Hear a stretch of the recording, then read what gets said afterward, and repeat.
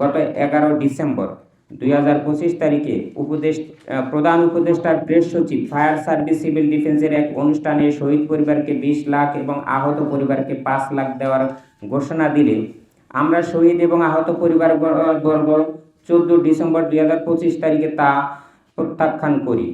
পরবর্তীতে গত 29 ডিসেম্বর পত্রিকায় মাধ্যমে জানতে পারি যে প্রত্যেক শহীদ পরিবারকে সর্বোচ্চ 1 কোটি এবং আহত পরিবারকে সর্বোচ্চ 60 লাখ টাকা ক্ষতিপূরণ দেওয়ার বিষয়ে উপদেষ্টাদের মিটিংয়ে উপস্থাপন করা হবে মর্মে জানানো হয়।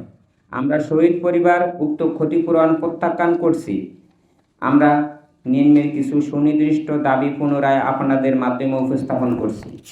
এছাড়া গত 5 জানুয়ারি পুনরায় 11 ডিসেম্বরের যেই ক্ষতিপূরণের বিষয়টি উল্লেখ করে পত্রিকায় প্রকাশ করা হয়। আমাদের প্রথমত আমরা যে 5টি পয়েন্ট ছিল, 1 নম্বরে হলো ন্যায় বিচার প্রাপ্তি। তদন্ত রিপোর্টে পাইলটের উড্ডয়নজনিত ত্রুটি মানে বিমান বাহিনীর ত্রুটি এবং স্কুল বিল্ডিং কোড অনুযায়ী বিল্ডিং না করার কারণে হতাহতের পরিমাণ বৃদ্ধি পেয়েছে উল্লেখ করা হয়েছে। এছাড়া আমরা ক্ষতিগ্রস্ত পরিবারবর্গ উপস্থাপন করছি যে বিমান বাহিনীর সাবেক প্রধানের দুর্নীতির কারণে আমরা ক্ষতিগ্রস্ত হয়েছি। বিভিন্ন পত্রিকা এবং ইলেকট্রনিক মিডিয়ার মাধ্যমে জানতে পেরেছি সাবেক বিমান বাহিনী প্রধান air chief marshal Sheikh Abdul Hannan অবসরপ্রাপ্ত গত 2021 থেকে 2024 অর্থ বছরে বিমান বাহিনী পর্যন্ত 3000 কোটি টাকা দুর্নীতির মাধ্যমে হাতিয়ে নিয়েছে। বিমান বাহিনীর বাজেটে এই বিপুল পরিমাণ অর্থ দুর্নীতি না হলে বিমান বাহিনী তাদের প্রশিক্ষণের জন্য বিমানের সর্বোচ্চ রক্ষণাবেক্ষণ এবং আধুনিক প্রশিক্ষণ বিমান ক্রয় করতে পারতেন। মূলত এই দুর্নীতির ফলে উক্ত ঘটনায় পাইলট সহ 36 জন শহীদ এবং 172 জন আহত হয়েছে। আমাদের দাবি উক্ত দুর্নীতির টাকা উদ্ধার করে ক্ষতিগ্রস্ত পরিবারকে ক্ষতিপূরণ দেওয়া হোক। এছাড়া মাইলস্টোন স্কুল কর্তৃপক্ষ বিল্ডিং কোড অনুযায়ী বিল্ডিং না করার কারণে হতাহতের পরিমাণ বৃদ্ধি পাওয়ায় তাদেরকেও শাস্তি প্রদান এবং ক্ষতিপূরণ আদায় করার জন্য বিনীতভাবে অনুরোধ করছি। তাহলেই ক্ষতিগ্রস্ত পরিবার ন্যায় বিচার প্রাপ্তি হবে। ভবিষ্যতে কেউ দুর্নীতি বা অনিয়ম করবে না, কমে আসবে এবং আমাদের মতো অন্য কোনো পরিবার ক্ষতিগ্রস্ত হবে না। 21 জুলাই 2025 তারিখে বাংলাদেশ বিমান বিধ্বস্তের কিছুদিন পর আমেরিকাতে একটি যুদ্ধ বিমান বিধ্বস্ত হয়।